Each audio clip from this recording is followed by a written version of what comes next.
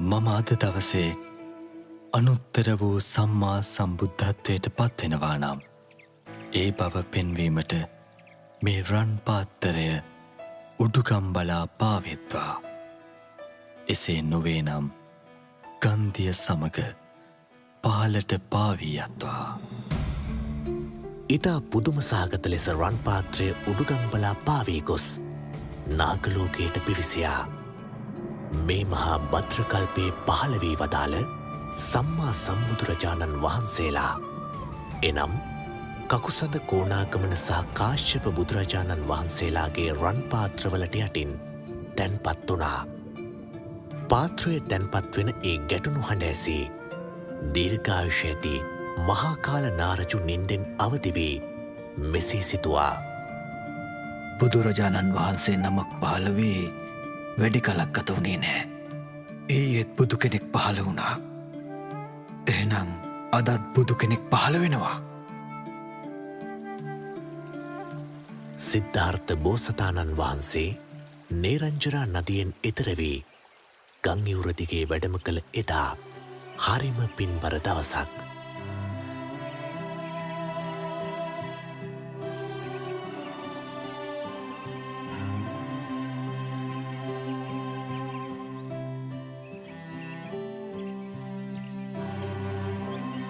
ස්වාමීනී, මගේ නම සොත්තිය. ඔබ වහන්සේ ගිහි කාලයේ මා හමු වී තිබෙනවා. මට අනුකම්පා කරලා මේ කුසතන ඔබ වහන්සේ පිළිගන්නාසේක්වා. කුසතන අටමිට පිළිගත් උන්වහන්සේ නිල්වන් පත්‍රයෙන් ගැවසීගත් සුවිශාල ඇසතු රුක් සෙවනට වැඩම කොට මෙසේ අධිෂ්ඨාන කළා.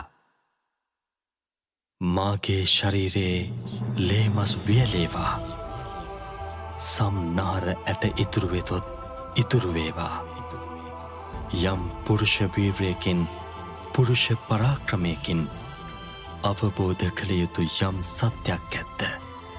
මා එය අවබෝධ නොකොට මෙයාසනයෙන් නැගිටින්නේ නෑ.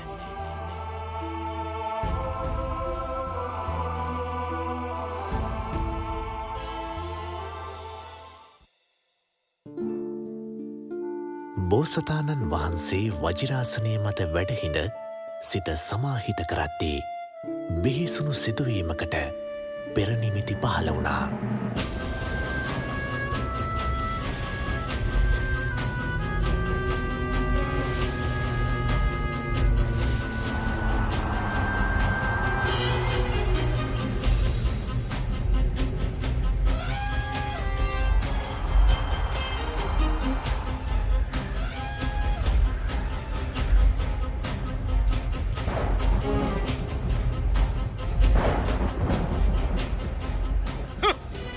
මම සිද්ධාර්ථගේ සෑම පියවරක් පසුපසම ලූ බැන්ද. ඔහුගේ මේ ගමන මම අවහිර කරන්න ඕන.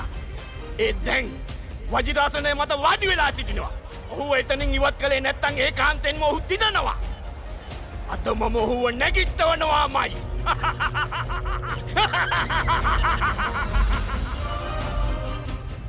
ඒ බිහිසුණු මොහොතේ දෙවිවරුන් බියවී පලා ගියා.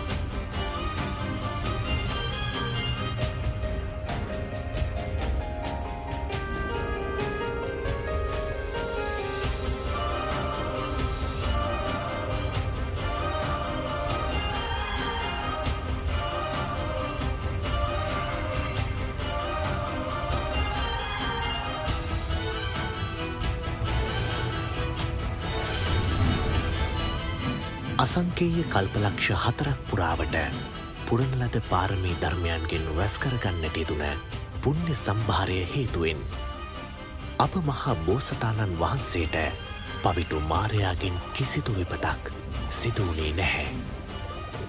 අප මහා බෝසතාණන් වහන්සේගේ රෝම කූපයක්වත් සොලවන්නට පවිටු මාරයාට බැරිවුණා.